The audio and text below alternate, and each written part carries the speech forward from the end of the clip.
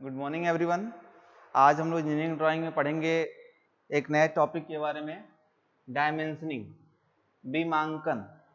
इसमें आप देखोगे कि जब हम किसी नक्शे को बनाते हैं या ड्राइंग को बनाते हैं तो उसमें उसकी डायमेंशनिंग कैसे की जाती है। डायमेंशनिंग करने का एक प्रोसेस है जिसे BIS के अनुसार माना गया है। BIS भारत की एक ऐसी संस्था होती है जो इंडिया के स्टैंडर्ड को, मानक को प्रोवाइड करती है, जिसे बोलते हैं ब्यूरो ऑफ इंडियन स्टैंडर्ड। तो बीमांकन होता क्या है? बीमांकन किसी ड्राइंग में किसी वस्तु के बीमा को प्रदर्शित करने के तरीके को बीमांकन कहा जाता है। ये मान लीजिए किसी वस्तु का ड्राइंग हमने बनाया है और उस वस्तु के ड्राइंग का आप डायमेंशनिंग करना चाहते हैं, तो डायमेंशनिंग करने के लिए आपको बीमांकन करना आवश्यक होता है।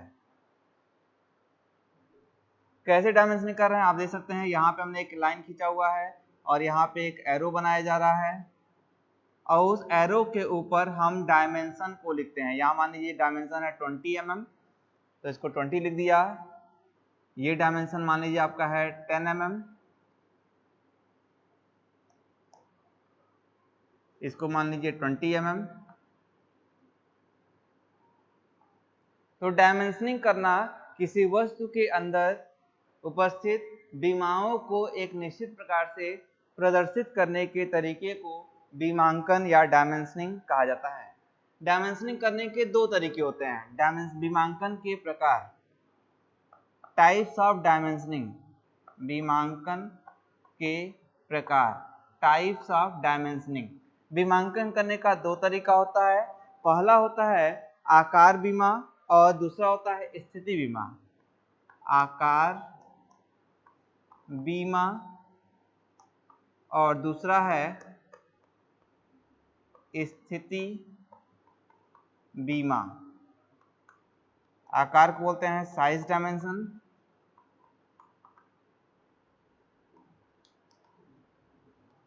और दूसरा होता है लोकेशन।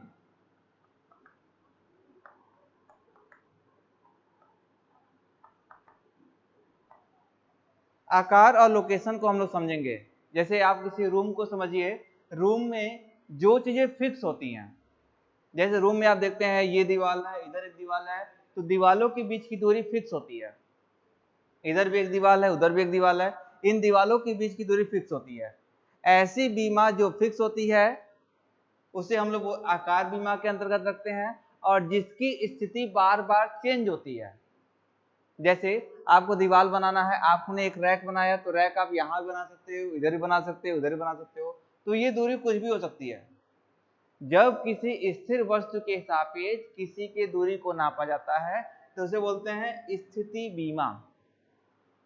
जैसे सपोज कीजिए एक प्लेटफॉर्म है, तो प्लेटफॉर्म की लंबाई चौड़ाई फिक्स है, तो प्लेटफॉर्म की लंबाई चौड़ाई को हम आकार बीमा के अंतर्गत रखेंगे। लेकिन जिस समय आपने ड्राइंग बनाया उस प्लेटफॉर्म पे कोई ट्रेन खड़ी है या कोई पर्सन खड़ा है, तो पर्सन या ट्रेन की जो स्थिति होगी वो हमेशा चेंज हो सकती है, तो उसे हम लोग कहेंगे स्थिति बीमा। तो बीमा करने का दो तरीका होता है, आकार बीमा और स्थिति बीमा।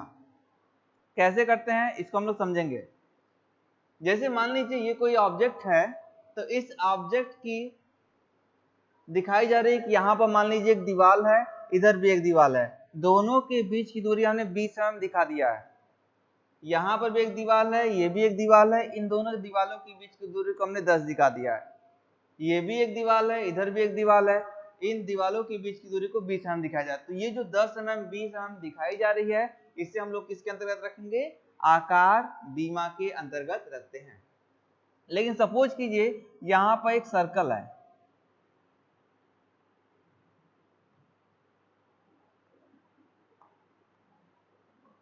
यहां पे हमने एक सर्किल खींचा हुआ है, तो ये सर्किल कहीं पे भी हो सकता है। यदि इसको हम नापते हैं एक दीवार के सापेक्ष, तो इसे हम लोग कहेंगे स्थिति नहीं कह के बल्कि लोकेशन बीमा कहेंगे। जैसे यहाँ पे हम लिख सकते हैं इसे लिख सकते हैं एल का मतलब लोकेशन, ये साइज का होगा, ये भी साइज का बीमा होगा, ये भी साइज का बीमा होगा, लेकिन जब इसके बीमा को हम लोग प्रदर्शित करते हैं तो इसको लिखते हैं यल। एल का मतलब होता है लोकेशन। यह बताएगा कि इस सर्किल का इस दीवार से कितनी दूरी पर है, ये इसकी लोकेशन बीमा को प्रदर्शित करेगा। यहां पर हमने एक सर्किल खींच दिया,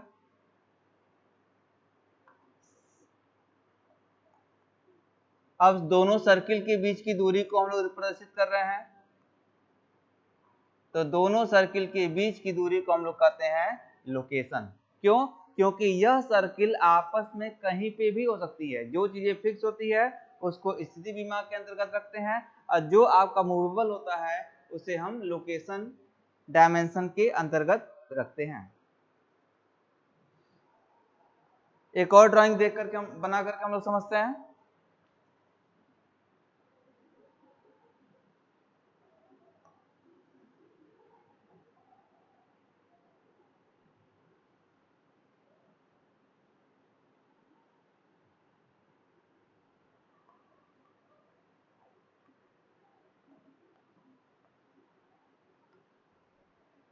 आप समझ सकते हैं यहाँ पर चारों साइड से एक बाउंड्री है और उस बाउंड्री के अंदर दो सर्किल कटे हुए हैं।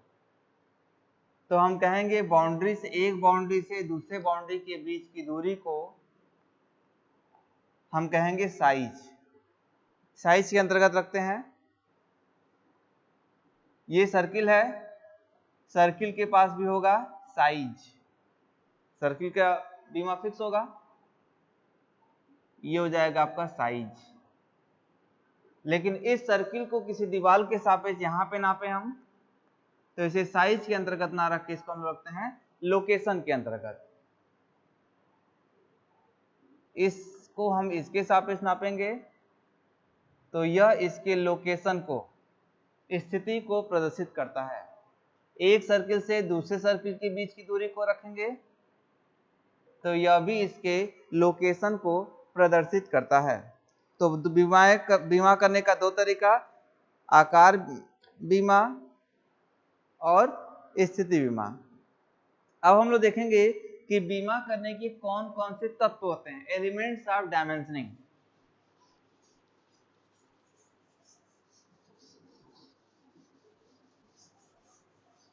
एलिमेंट्स ऑफ डायमेंशनिंग, बीमा के तत्व।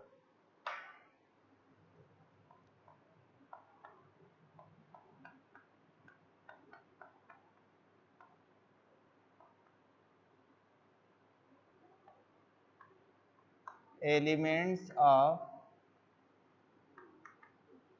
डायमेंशनिंग, बीमा के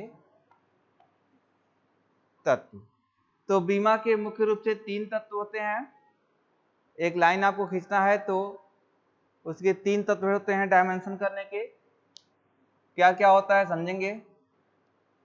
यहां पर एक ऑब्जेक्ट दिया जा रहा है,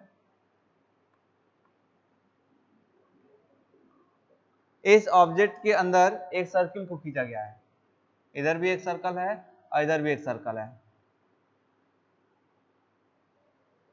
इसका हम डायमेंशनिंग करना चाहते हैं।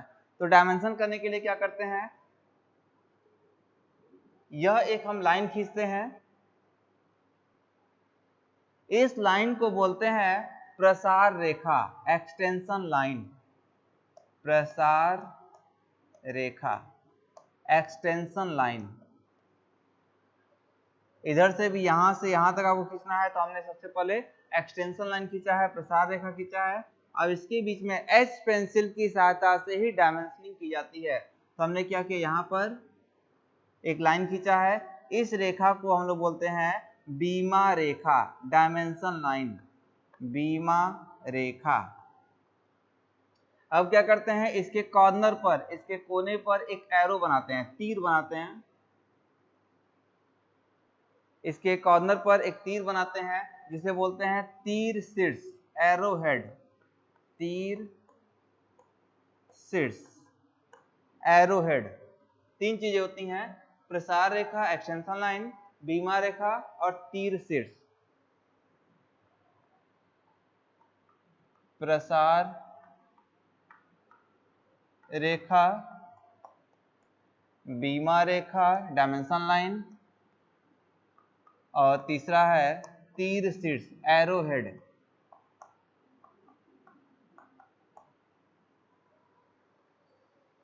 प्रसार रेखा खींचने का एक तरीका होता है कि प्रसार रेखा बहुत ही हल्की होनी चाहिए। हल्की खींचने के लिए हम क्या करते हैं, एच पेंसिल का प्रयोग करते हैं। टोटल डायमेंशनिंग आपका एच पेंसिल से ही होता है। इसके लिए क्या करते हैं, ऑब्जेक्ट से, वस्तु से 1 mm की दूरी पर, 1 mm से लेकर के 3 mm के बीच की दूरी पर प्रसार रेखा को खींचा जाता है। जैसे मान लीजिए आपका ऑब्जेक्ट है, यहां से आप डायमेंशन एक्सटेंशन लाइन खींचना चाहते हो, प्रसार रेखा खींचना चाहते हैं, तो आपको ये जो गैप दिया जा रहा है ये 1 mm से 3 mm के बीच में होता है। फिर हम बीमा रेखा को खींचते हैं। बीमा रेखा को खींचने के लिए एच पेंसिल का प्रयोग किया जाता है।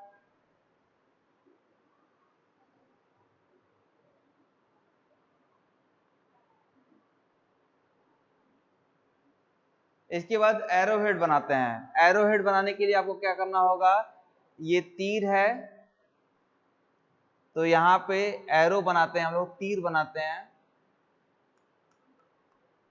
ये तीर बनाने का तरीका है, कैसे बनाते हैं, इन दोनों की चौड़ाई और लंबाई में अनुपात होता है। लंबाई और चौड़ाई में एक अनुपात होता है। कितना अनुपात होता है, इसको यदि हम लेते हैं यक्स तो ये इसका 3 गुना होता है, 3x होता है, यक्स और 3x। इसका मतलब ये हुआ, यदि हम एरो के चौड़ाई को 1 mm दिखाते हैं तो इसकी जो लंबाई होगी वो 3 mm होती है। तो शीर्ष रेखा, तीर शीर्ष उसके लंबाई को प्रदर्शित, लंबाई और चौड़ाई के बीच में एक अनुपात को प्रदर्शित करता है। यह तीर शीर्ष हमेशा डायमेंशन करते समय आपको प्रदर्शित करना होता है।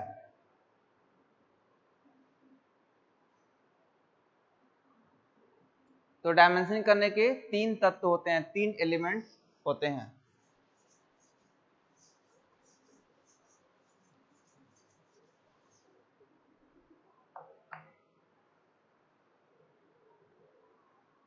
अब देखते हैं हम लोग बीमा करने की प्रणाली। बीमा की प्रणाली, system of dimensioning, system of dimensioning. Dimension करने के कौन कौन से सिस्टम होते हैं। तो डायमेंशनिंग करने के 2 सिस्टम होते हैं। पहला होता है संरेखीय प्रणाली, संरेखीय प्रणाली, इसे बोलते हैं अलाइंड सिस्टम।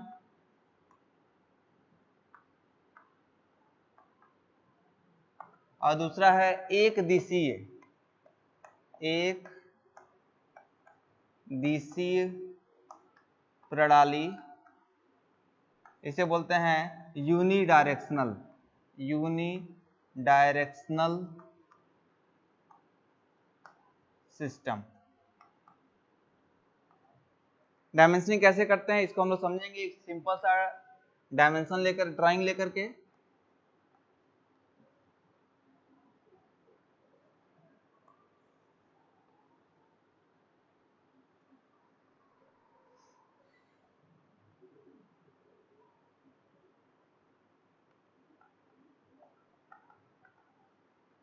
सपोज कीजिए कोई ऑब्जेक्ट है जिसका हम ड्राइंग बनाया है और इसमें हम डायमेंशनिंग करना चाहते हैं।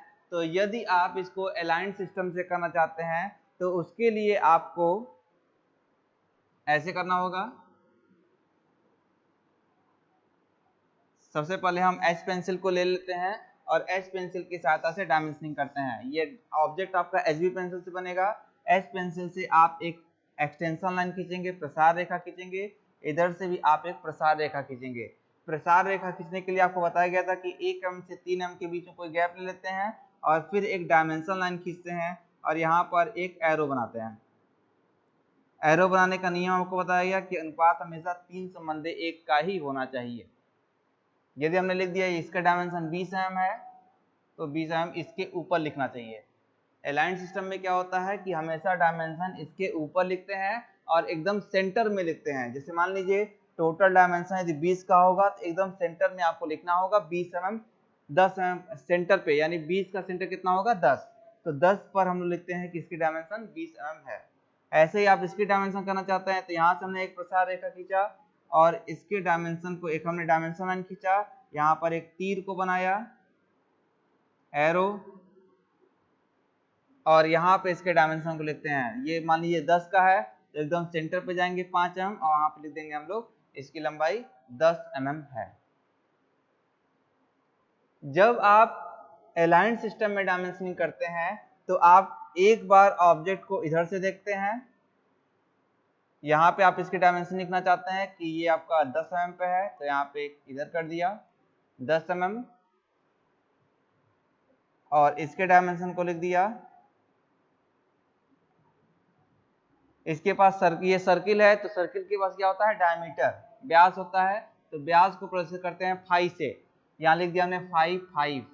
इसका मतलब ये हुआ कि यह एक सर्किल खींचा गया है जिसका डायमीटर 5 mm है। फिर जब हम इस साइड से डायमेंशनिंग करते हैं, इसकी लंबाई को हमने दिखा दिया, अब चौड़ाई को हम दिखाना चाहते हैं तो कैसे दिखाते हैं, यहाँ पे हमने एक्सटेंशन लाइन खींचा, इधर से भी एक एक्सटेंशन लाइन खींचा, इधर से एक्सटेंशन लाइन, यहाँ पर एक एरो बनाते हैं, ऐसे इसका हमने डायमेंशन लाइन खींचा, एक एरो बनाया, इधर से खींचना चाहते हैं तो एक हमने डायमेंशन लाइन खींचा,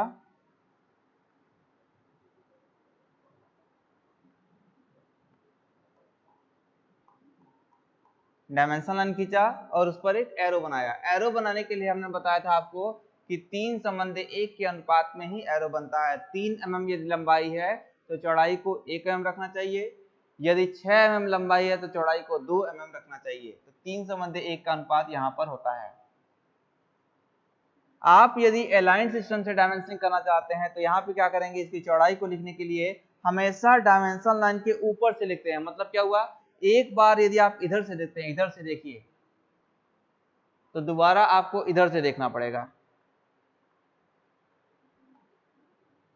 कैसे, यहाँ पर डायमेंशन हम इसके ऊपर लिखेंगे 10, ये मान लीजिए 20 का है तो 20, इधर भी 10 है तो 10। इसका मतलब डायमेंशन पढ़ने के लिए एक बार आप नीचे से देखते हैं और एक बार आप राइट साइड से देखते हैं। एक बार आपने इधर से देख लिया, एक बार आप राइट साइड से इधर से खड़े करके देखते हैं, तब आप ऑब्जेक्ट का कंप्लीट डायमेंशन चेक कर पाते हैं। आप इसकी डायमेंशनिंग करना चाहते हैं तो यहाँ पे दिखा दीजिए।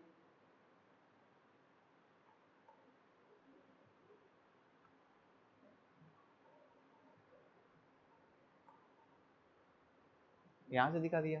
तो ये डायमेंशनिंग करने का तरीका है, इसके बारे में हम लोग डिस्कस करते हैं अलाइन सिस्टम में। ये है आपका संरेखीय प्रणाली। इसके अलावा दूसरा है एक दिशी। इसी ऑब्जेक्ट का हम एक दिशी से करना चाहते हैं तो कैसे करेंगे, देख सकते हैं हम लोग।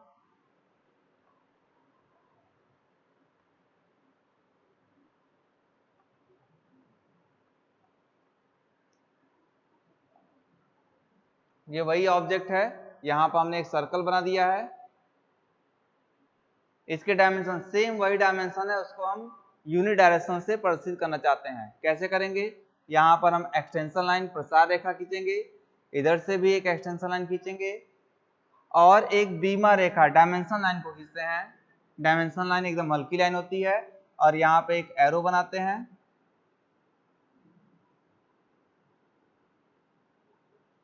एरो बनाने के लिए हमने आपको बताया था कि एरो हेड 3 संबंधी 1 के अनुपात में बनता है। साइड से डायमेंशन करना चाहते हैं तो ये हमने एक्सटेंशन लाइन खींचा, प्रसार रेखा, अब इसके ऊपर हम लोग डायमेंशनिंग करेंगे।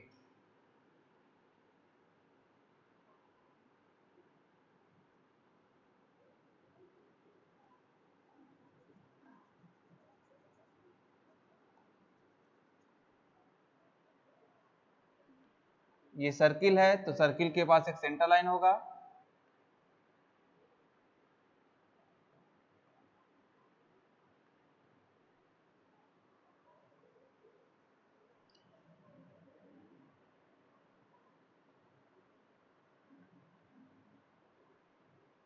कैसे दिखाते हैं देख सकते हैं आप। यदि आप ऑब्जेक्ट को यूनिडायरेक्शनल एक दिशी से करना चाहते हैं डायमेंशनिंग, तो आपको करने के लिए क्या करते हैं, डायमेंशन लाइन के एकदम सेंटर में मिटा देते हैं।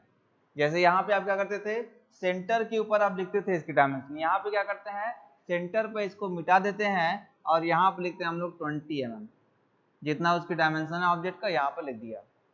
ऐसे इधर से लिखना चाहते हो तो यहाँ पे आप सेंटर को मिटा देते हैं और यहाँ पे लिखते हैं 10 mm। ऐसे इधर आप लिखना चाहते हैं यहाँ पे, तो यहाँ पे आपने सेंटर को मिटा दिया और एकदम बीचों बीच में लिख दिया आपने 10 mm। इसका मतलब ये हुआ कि इन तीनों डायमेंशन को पढ़ने के लिए आप क्या करते हैं, यहाँ से देखते हैं ऑब्जेक्ट को।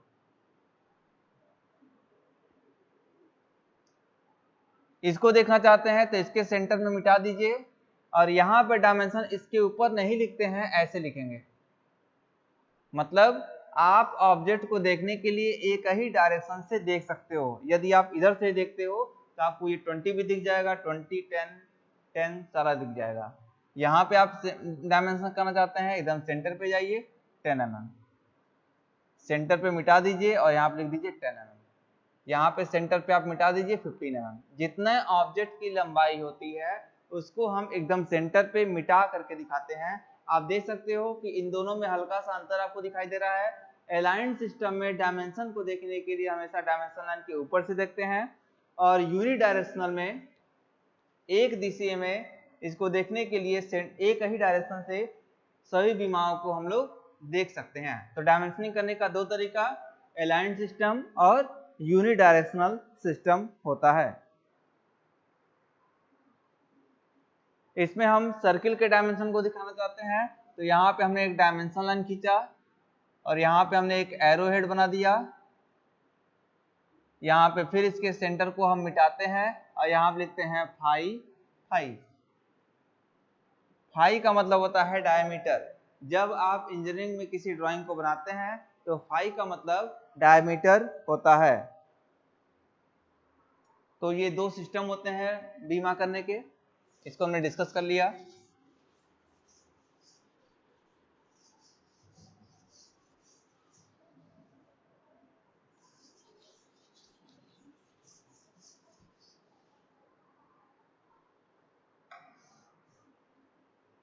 अब देखते हैं बीमांकन करने की कौन कौन सी विधियां होती हैं। बीमांकन विधियां, method of dimensioning. Method of dimensioning, dimension करने की कौन कौन सी विधि होती है। तो डायमेंशन करने की 4 विधियां होती हैं। इंजीनियरिंग में डायमेंशन करने की 4 विधि होती है। सबसे पहला है चेन विधि, चेन मेथड।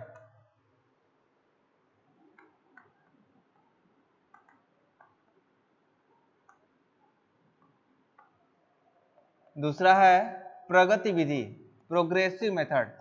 प्रगति विधि, प्रोग्रेसिव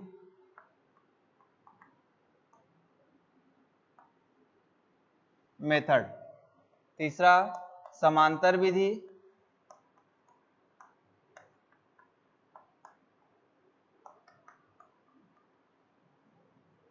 पैरेलल मेथड। और चौथा है संयुक्त विधि, combined method.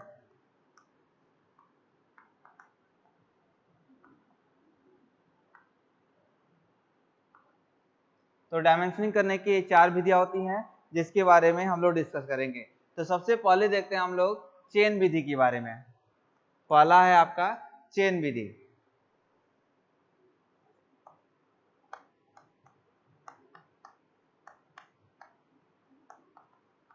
Chain method, chain method से आप डायमेंशनिंग करना चाहते हैं तो कैसे करेंगे देख सकते हैं। जैसे मान लीजिए कोई ऑब्जेक्ट है,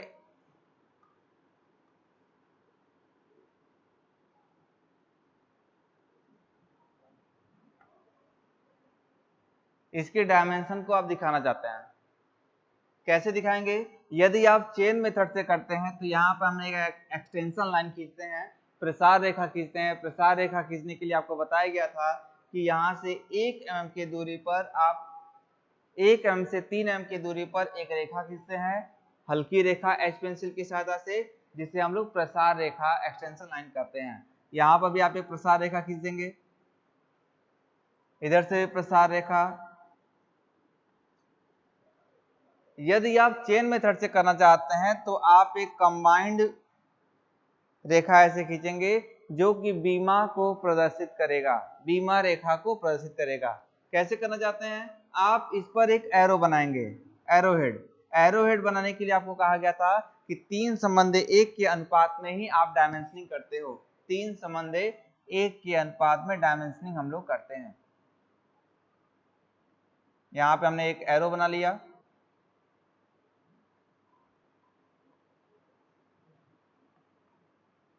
अब इसके ऊपर डायमेंशन लिखेंगे। जैसे मान लीजिए इसका डायमेंशन है 5 mm, 10 mm, 10 और 5। ये डायमेंशन हम दिखाना चाहते हैं। तो यहाँ से आप देख सकते हो कि एक चेन का निर्माण हो रहा है। चेन का मतलब क्या हुआ? यहाँ पर एक चेन जनरेट हो गई, एक लिंक है, यहाँ दूसरा लिंक है, यहाँ तीसरा है, यहाँ चौथा है। बहुत सारे लिंक को आपस में जोड़ा गया है, इसीलिए इसको बोलते हैं हम लोग चेन मेथड। तो डायमेंशनिंग करने का यह एक तरीका होता है जिससे आप किसी भी ऑब्जेक्ट की डायमेंशनिंग कर सकते हो। चेन मेथड का यूज कहाँ पे करते हैं? चेन मेथड का यूज हम तब करते हैं जब आपके पास ड्राइंग में कम स्पेस अवेलेबल है। जैसे मान लीजिए इसकी डायमेंशनिंग हम यहाँ पे कर दिए, फिर यहीं से हम इसकी पैरेलल लाइन खींचें, फिर यहाँ से और पैरेलल लाइन खींचें और नीचे जाते जाएं, तो वो ज्यादा स्पेस को कवर करता है, ज्यादा जगह को घेरता है। इसलिए जगह को बचाने के लिए, जब आपके पास जगह बहुत ही कम अवेलेबल है, आपकी ड्राइंग बहुत छोटी है, तब हम चेन विधि का प्रयोग करेंगे। लेकिन इसमें एक समस्या होती है। समस्या क्या होती है? आप देख रहे हैं डायमेंशनिंग हमने यहां से स्टार्ट किया है, यहां से लेकर के एक एंड से दूसरे एंड तक हमने खींचा है। अब क्या होगा? मान लीजिए इसका नाम ने दे दिया ABCDE। यदि आपके स्केल में या मिनी ड्राफ्टिंग मशीन में एरर है, गलती है, यदि आप उस स्केल की सहायता से नापते हैं, जैसे मान लीजिए 10 mm की लंबाई को आप का स्केल 10.1 नापता है, यानी आपके स्केल में 10.1 की गलती है, तो आप क्या करोगे? यहां पर एक बार मेजरमेंट करते हैं तो एक बार गलती A से B तक जाने में होगा, फिर दूसरा गलती क्या होगा? जब आप B से C तक नापेंगे फिर एक गलती होगी, फिर आप C से D तक जाएंगे फिर एक गलती होगी, फिर D से E तक जाएंगे तो फिर एक गलती होगी, यानी गलती की संख्या क्या होगी? बढ़ती जाएगी। आप देख सकते हैं कि यहाँ पे आप 0.1 का एरर यहाँ कर रहे हो, 0.1, 0.1, 0.1, 0.4 का एरर यहाँ पे बस 4 स्टेप जाने में हो गया। इसका मतलब ड्राइंग यदि बहुत बड़ी होगी, आप थोड़ा थोड़ा भी एरर करते हैं तो वह एक एरर एक समय ऐसा है कि बहुत बड़ी गलती हो जाएगी। तो उससे बचने के लिए हम चेन विधि का प्रयोग कम करने की कोशिश करते हैं। लेकिन यदि आपके एमडी में, आपकी मशीन में किसी प्रकार की एरर नहीं है, तब आप चेन मेथड का यूज कर सकते हो, क्योंकि इसमें सबसे कम जगह की आवश्यकता होती है। दूसरा मेथड हम लोग देखेंगे, प्रगति विधि।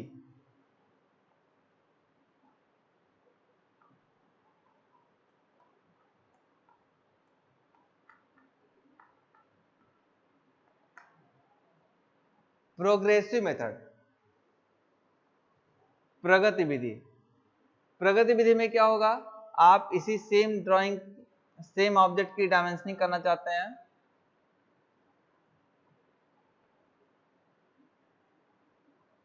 ये मान लीजिए कोई ऑब्जेक्ट है, इसकी हम डायमेंशनिंग करना चाहते हैं। यदि हम प्रगति मेथड से करेंगे तो कैसे करेंगे? प्रोग्रेसिव मेथड में यहाँ पर सबसे पहले हमने एक एक्सटेंशन लाइन खींचा, इस एक्सटेंशन लाइन को हम रेफरेंस मानेंगे, संदर्भ रेखा मानेंगे, और हमेशा डायमेंशन हम इसी के सापेक्ष नापते हैं। जैसे मान लीजिए इस रूम में यदि कहा जाए किसी एक दीवार को आपने, इस दीवार को आपने रेफरेंस मान लिया, दूसरे दीवार को मेजर करोगे तो यहाँ से लेकर के उस दीवार के बीच की दूरी कितनी है? आपके बीच में कोई स्लैब बना हुआ है, यहां से लेकर के स्लैब के बीच की दूरी कितना है? एक और एक ग्रिल लगा हुआ है, तो यहां से उस ग्रिल के बीच की दूरी कितनी है? तो इसका मतलब जब किसी एक दीवार को, एक रेखा को हम स्थिर कर लेते हैं और दूसरे को उसके सापेक्ष नापते हैं तो उसको बोलते हैं प्रोग्रेसिव मेथड, प्रगति विधि। कैसे होता है? ये हो गया एक्सटेंशन लाइन, हमने एक एक्सटेंशन लाइन खींचा और दूसरे ऑब्जेक्ट से लेकर के इसके बीच में एक्सटेंशन लाइन खींचा और इसका डायमेंशनिंग हमने कर दिया। ये मान लीजिए डायमेंशन है आपका 10 mm। फिर दूसरा आप करना चाहते हैं तो यहीं से फिर हम लोग रेफरेंस मानेंगे।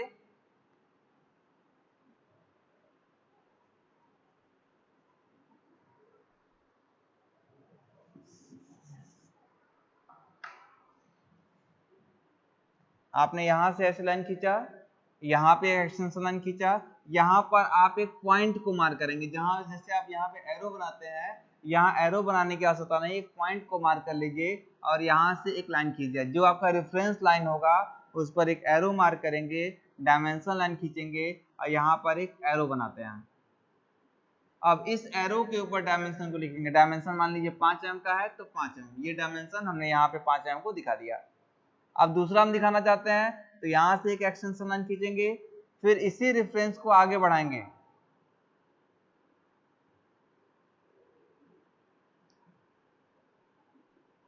यहाँ पे एरो हम दोनों साइड नहीं दिखा रहे हैं, सिर्फ एरो एक साइड दिखा रहे हैं। तो यहाँ पे फिर इसको आगे बढ़ा दिया, यहाँ पे लेंगे हम लोग 15 mm। इसका मतलब ये हुआ कि डायमेंशन यहाँ से 15 mm का है। आप देख सकते हैं दोनों में हल्का सा अंतर दिखाई दे रहा है। यहाँ पर एरो हमने दोनों साइड बनाया हुआ है, यहाँ पर एरो सिर्फ एक साइड बनाते हैं और उसी को प्रोग्रेस करते रहते हैं। प्रोग्रेस मतलब उसी को आगे बढ़ाते रहेंगे। और फिर अगला डायमेंशन आप करना चाहते हो तो यहाँ से एक्सटेंशन लाइन खींचा, फिर एक एरो लगाया, डायमेंशन लाइन खींचा, यहाँ पर एक एरो लगाया। अब इसके ऊपर डायमेंशन को हम लोग लिखेंगे तो यहाँ पर कितना हो जाएगा 5 + 10 + 10 यानी 25 mm। तो इसके ऊपर लिखेंगे 25 mm। और आगे बढ़ना चाहते हैं, यहाँ पर एक्सटेंशन लाइन खींचा और यहाँ पे एक एरो बनाया। अब इसके ऊपर लिखेंगे, डायमेंशन कैसे लिखेंगे 5 mm + 10 + 15 + 10 + 5 यानी टोटल आपका हो जाएगा 30 mm। तो इसके ऊपर लिख देंगे 30 mm। तो ये प्रोग्रेसिव मेथड है। प्रोग्रेसिव मेथड में क्या होता है कि एक रेखा को हम लोग रेफरेंस मानते हैं और दूसरे को इसके सापेक्ष आगे बढ़ाते जाते हैं, तो इसको हम लोग प्रोग्रेसिव मेथड कहते हैं। प्रोग्रेसिव मेथड एक बहुत ही सिंपल मेथड होता है, इसमें गलती होने की चांसेस कम हो जाती है। ये भी चेन की तरह है लेकिन इसमें गलती होने की चांसेस कम हो जाती है, क्योंकि यहाँ पर रेफरेंस को हम लोग बार बार चेंज नहीं करते हैं। और चेन मेथड में आप देख सकते हो कि यहाँ पे हमने पहले ए को रेफरेंस माना है, फिर बी को माना है, फिर सी को माना है, फिर डी। रेफरेंस की संख्या बढ़ाते जाते हैं तो गलती होने का चांस भी बढ़ जाता है। लेकिन यहाँ पे क्या है, इसका नाम दे दिया हमने A B C D E. Reference हम ए को मानते हैं तो हमेशा ए के सापेक्ष ए से बी की दूरी, ए से सी की दूरी, ए से डी की दूरी, ए से ई की दूरी को मेजर किया था। यहाँ गलती होने की चांसेस कम हो जाती है। तो दो मेथड हम लोग सही समझ चुके हैं, कौन कौन सा, चेन मेथड और प्रगति विधि, प्रोग्रेसिव मेथड। अगला है समांतर विधि, पैरेलल मेथड। समांतर विधि, पैरेलल मेथड। इसमें कैसे होगा, इसी ऑब्जेक्ट की हम डायमेंशनिंग करना चाहते हैं।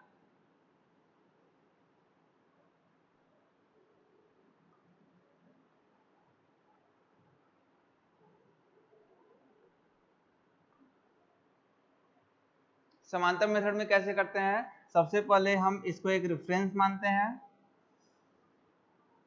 और एक्सटेंशन लाइन खींचे, प्रसार रेखा खींचने के बाद बीमा रेखा खींचेंगे और इस पर एक एरो बनाएंगे। दोनों साइड से एरो बनाते हैं और इसके ऊपर डायमेंशन लिखेंगे। डायमेंशन कितने का है 5, तो ऐसे लिख दिया 5। फिर हम प्रोग्रेसिव पैरेलल मेथड में और आगे बढ़ेंगे, दूसरे का डायमेंशन करना चाहते हैं, एक्सटेंशन लाइन खींचा और इसके ऊपर के डायमेंशन को हम लिख देते हैं। इसके ऊपर का डायमेंशन आप देख सकते हैं 5 + 10 यानी टोटल डायमेंशन हो जाएगा 15 mm। और आगे आप करना चाहते हो, इसको और आगे बढ़ाइए, एक्सटेंशन लाइन को और आगे बढ़ाएंगे, यहाँ पर एक बीमा रेखा खींचेंगे, डायमेंशन लाइन, और इसके ऊपर डायमेंशन को लिखते हैं। कितना हो जाएगा? 5 + 10 + 10 यानी 25।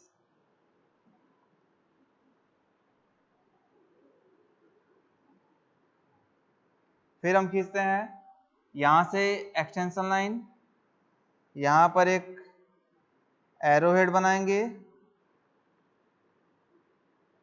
और टोटल डायमेंशन लिखेंगे 5 + 10 + 10 + 5 यानी 30।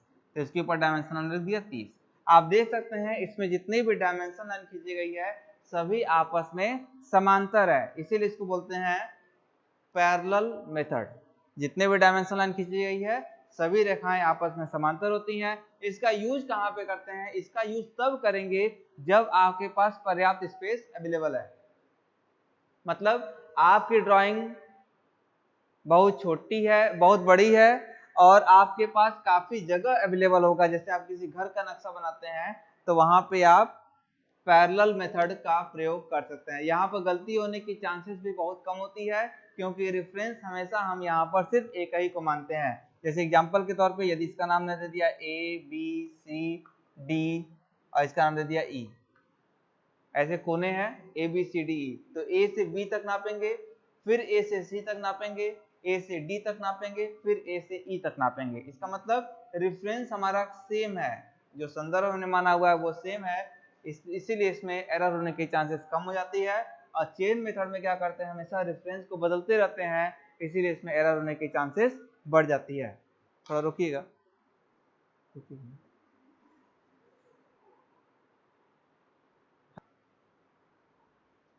अगला मेथड हम लोग देखते हैं संयुक्त विधि, कंबाइंड मेथड।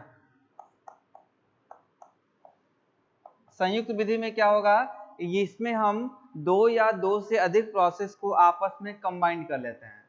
कंबाइन कैसे करते हैं, एग्जांपल के तौर पे हम लोग देख सकते हैं।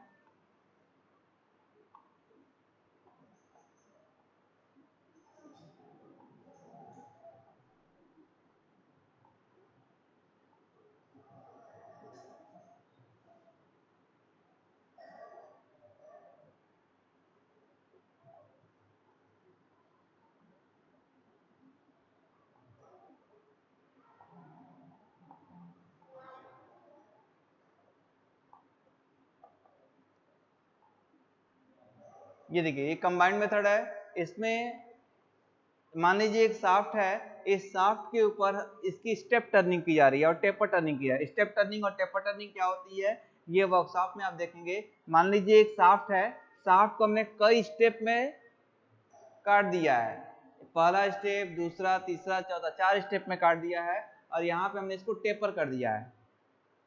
इसकी डायमेंशनिंग हम करना चाहते हैं, तो यदि यहाँ पे डायमेंशनिंग आप ऐसे कर दो, इधर डायमेंशनिंग आपने ऐसे कर दिया और इसके बाद की डायमेंशनिंग आपने इधर कर दिया, फिर आपने एक डायमेंशनिंग जोड़ दिया, फिर एक एक्सटेंशन लाइन और इसमें डायमेंशन लाइन को हमने खींच दिया है।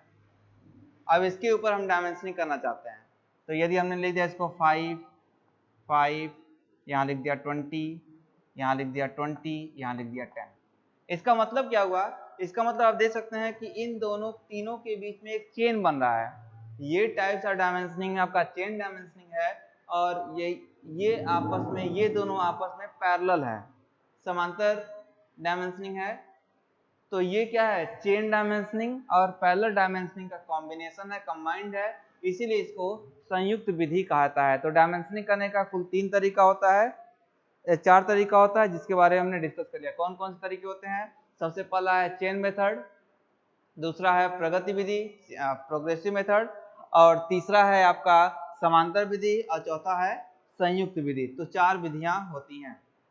अब हम लोग देखेंगे कि डायमेंशनिंग करने के कौन कौन से नियम होते हैं। ये नियम बहुत ही इंपॉर्टेंट है जिसके आधार पे हम लोग डायमेंशनिंग बीमांकन करते हैं। डायमेंशनिंग करने के नियम, बीमांकन के नियम। तो सबसे पहला नियम यह होता है कि ड्राइंग में डायमेंशन को रिपीट नहीं करना चाहिए। ड्राइंग में बीमा को दोहराना नहीं चाहिए, रिपीट नहीं करना चाहिए।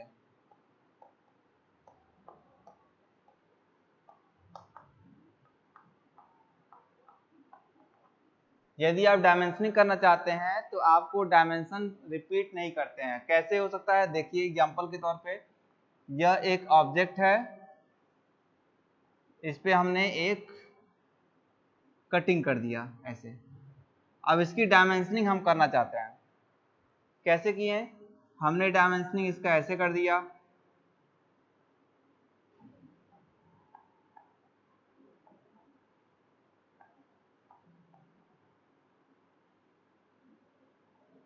ये देखिए डायमेंशनिंग हमने किया हुआ है। अब यदि कहीं पे डायमेंशनिंग ऐसे हो गया,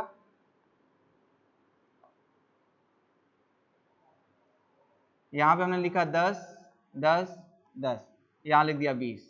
इसका मतलब क्या हुआ आप देख सकते हैं। इसका नाम यदि हम देते हैं ए बी सी डी, ए से बी के बीच की डायमेंशन है 10, बी से सी के बीच की डायमेंशन है 10, सी से डी के बीच में है 10। हमने इस 10 को यहाँ प्रस्तुत किया, यहाँ प्रस्तुत किया, ठीक है। अब आप देख सकते हैं कि ए से सी के बीच की रेखा को फिर से किया जा रहा है। तो डायमेंशनिंग का नियम होता है कि बीमा करते समय आपको डायमेंशन रिपीट नहीं करना चाहिए। तो आप देख सकते हो कि यहाँ इसको सही करने के लिए या तो आप इसको मिटा दीजिए, तब ये क्लियर हो जाएगा कि यहाँ तक ए से बी का डायमेंशन 20 है 10 है, और ए से सी का 20 है, और सी से डी का 10 है, तभी आपका डायमेंशन क्लियर हो जाएगा। या पूरा यदि हम दिखा देते हैं डायमेंशनिंग टोटल, ए से डी तक का डायमेंशन हमने 30 दिखा दिया, तो हम निकाल सकते हैं कि ए से डी का 30 है, ये 10 है, ये 10 है, तो यह कितना होगा। तो यह डायमेंशनिंग का तरीका सही हो जाएगा कि डायमेंशन करते समय हम कभी भी डायमेंशन को रिपीट नहीं करते हैं। दूसरा नियम, बीमा को सदैव ड्राइंग के बाहर प्रदर्शित करना चाहिए।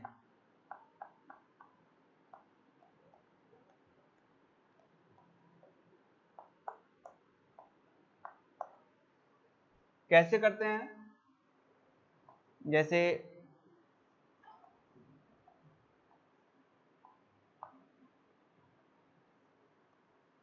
यह ऑब्जेक्ट है, इसकी आप डायमेंशन करना चाहते हैं। यदि आप डायमेंशन इधर से दिखा दो,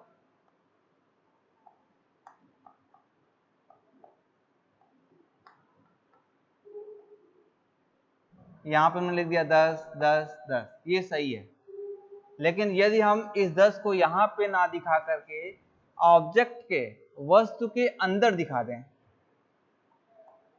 वस्तु के अंदर हम दिखा देते हैं, तो ये गलत हो जाएगा। क्योंकि नियम होता है कि हमेशा ड्राइंग के बाहर दिखाना चाहिए, वस्तु के अंदर आपको डायमेंशनिंग नहीं करना है। हमेशा डायमेंशनिंग वस्तु के बाहर ही किया जाता है।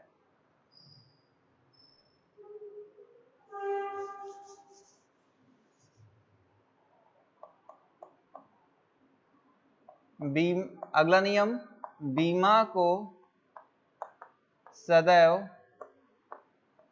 एक ही मात्रक में रखना चाहिए।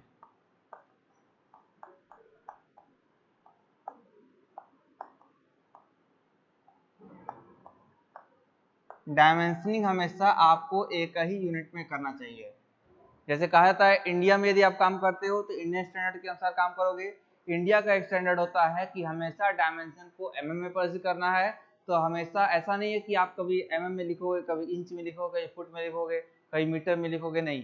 हमेशा डायमेंशन को एक ही यूनिट में लिखना है। यदि आप mm में लिखते हैं तो पूरा mm में होना चाहिए, इंच में लिखते हो तो सब इंच में होना चाहिए, फुट में लिखते हो तो सब आपका फुट में ही होना चाहिए। डायमेंशन हमेशा एक ही मात्रक में होना चाहिए। अगला है बीमा रेखा, बीमा रेखा कभी भी एक दूसरे को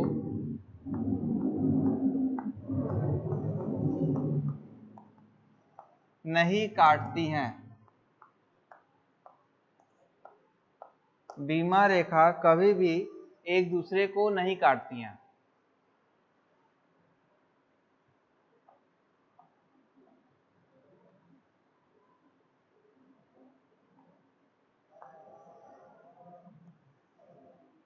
ये मान लीजिए एक ऑब्जेक्ट है, इसकी डायमेंशनिंग आप करना चाहते हैं।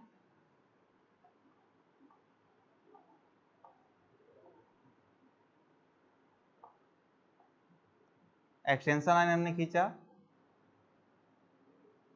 एरो बनाया। एरो बनाने का नियम बहुत ही जल्दीबाजी आपको नहीं करना है, 3:1 के अनुपात में आपको एरो बनाना है।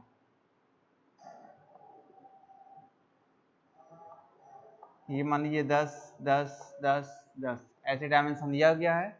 इसकी डायमेंशनिंग आप साइड से करना चाहते हैं तो ये डायमेंशन हम दिखाएंगे।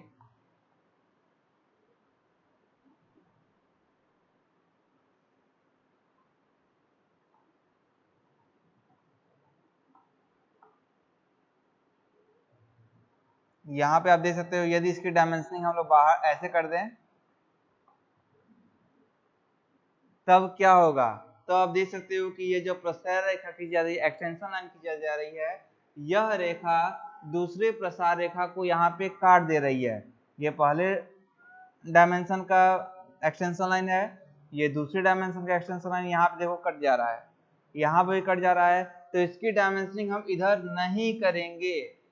डायमेंशनिंग करने का रूल होता है कि बीमा रेखा कभी भी एक दूसरे को काट नहीं सकती, तो इसकी डायमेंशनिंग हम इधर ना करके दूसरे साइड करेंगे जहां पे आपको अवेलेबल है, स्पेस अवेलेबल है।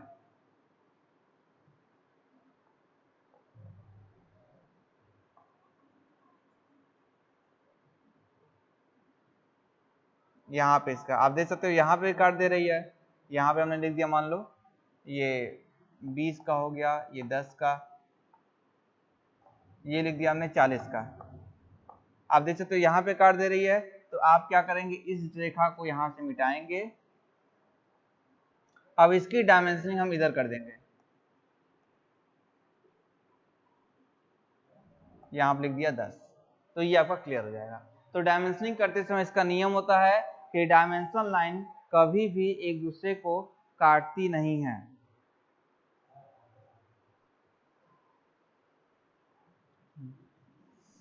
अगला नियम 5वां, बीमा रेखा परिच्छेदित भाग का हैचिंग, परिच्छेदित भाग का बीमा नहीं करना चाहिए।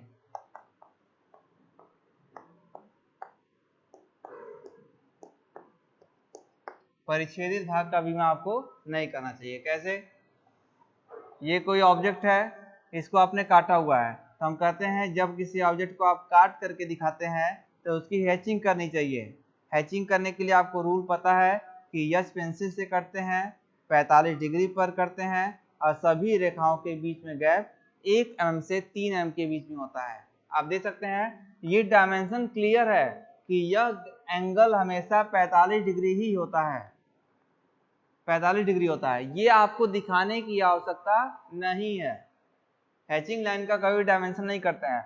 ये गैप आप दिखा दोगे कि यहाँ पे हमने गैप लिया है 3 mm, तो गलत है। हैचिंग लाइन का डायमेंशन आप नहीं करते हैं। वो सबको पता होता है कि परिच्छेदित भाग का डायमेंशनिंग हमेशा एच पेंसिल से की जाती है, 45 डिग्री पे की जाती है, और सभी रेखाओं के बीच में दूरी 1 mm से 3 mm में होता है।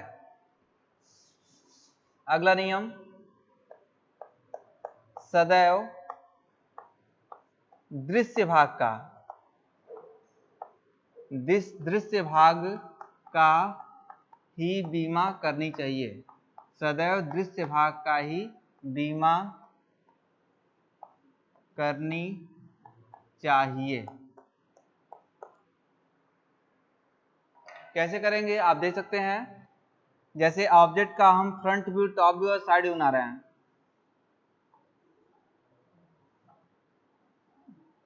ये एक ऑब्जेक्ट है, ये इसका फ्रंट व्यू हो गया, ये इसका मान लीजिए टॉप व्यू है। यहाँ पर एक सर्किल कटा है और सर्किल का ये प्रोजेक्शन लाइन लिया और यहाँ पे इसको हमने हिडन कर दिया।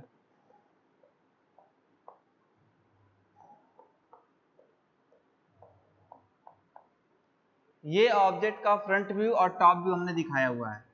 तो हमेशा डायमेंशन फ्रंट व्यू में करेंगे तो टॉप व्यू में नहीं करेंगे, और टॉप व्यू में करेंगे तो फ्रंट व्यू में नहीं करेंगे। डायमेंशन को रिपीट नहीं करना चाहिए। ये ड्राइंग का पहला नियम है कि कभी भी हम डायमेंशन को दोहराते नहीं है, रिपीट नहीं करते हैं।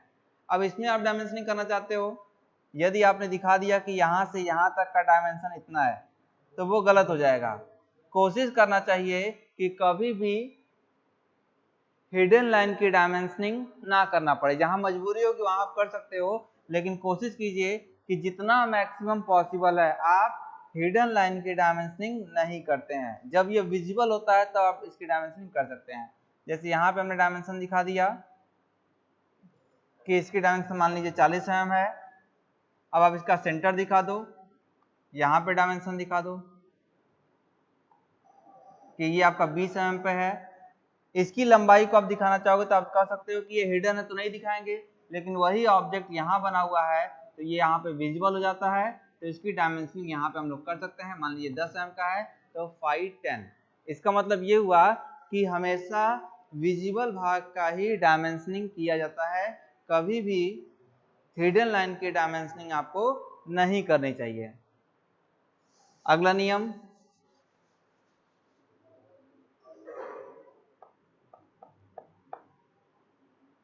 मुख्यतः संरेखीय प्रणाली, अलाइंड सिस्टम, संरेखीय प्रणाली का प्रयोग करना चाहिए। आपको पता है कि दो प्रकार की प्रणालियां होती हैं, संरेखीय और एक दिशी, ये अलाइंड सिस्टम और यूनिडायरेक्शनल। अलाइंड सिस्टम में क्या होता है, एक बार हम इधर से देखते हैं और दोबारा हम इधर से देखते हैं, और डायमेंशन हमेशा डायमेंशन लाइन के ऊपर लिखा जाता है। अलाइंड सिस्टम में ऐसा है। यूनिडायरेक्शनल में क्या होता है, हमेशा एक ही दिशा से देखते हैं, एक दिशी एक ही दिशा से देखते हैं, और डायमेंशन उसके एकदम बीचों बीच मिटा करके लिखा जाता है। तो अलाइन यूनिडायरेक्शनल में करना थोड़ा कठिन होता है, तो कोशिश करते हैं ड्राइंग बनाते समय कि संरेखीय प्रणाली का ही प्रयोग करें। संरेखीय प्रणाली का प्रयोग करते हो तो ये आसानी से हो जाता है, कम समय लेता है, और इससे हम डायमेंशन को दिखा सकते हैं। अगला नियम, लास्ट,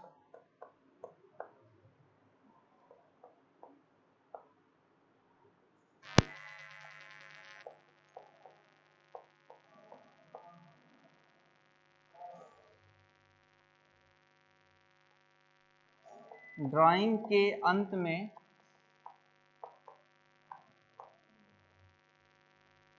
मानक को अवश्य लिखना चाहिए, अवश्य लिखना चाहिए। ड्राइंग के अंत में आप मानक को, स्टैंडर्ड को अवश्य लिखेंगे। स्टैंडर्ड का मतलब क्या हुआ, यदि आप इंडिया में हो तो इंडियन स्टैंडर्ड के अनुसार, और आप ब्रिटेन में रहोगे तो ब्रिटिश स्टैंडर्ड के अनुसार, और जिस देश में रहते हो उसके स्टैंडर्ड के अनुसार ही हमें काम करना पड़ता है। तो इंडिया में रहते हो तो आपको लिखना पड़ता है all dimension are in mm। तो आप जब ड्राइंग बनाओगे तो अंत में लिखेंगे हम लोग all dimension are in mm। Okay, thank you.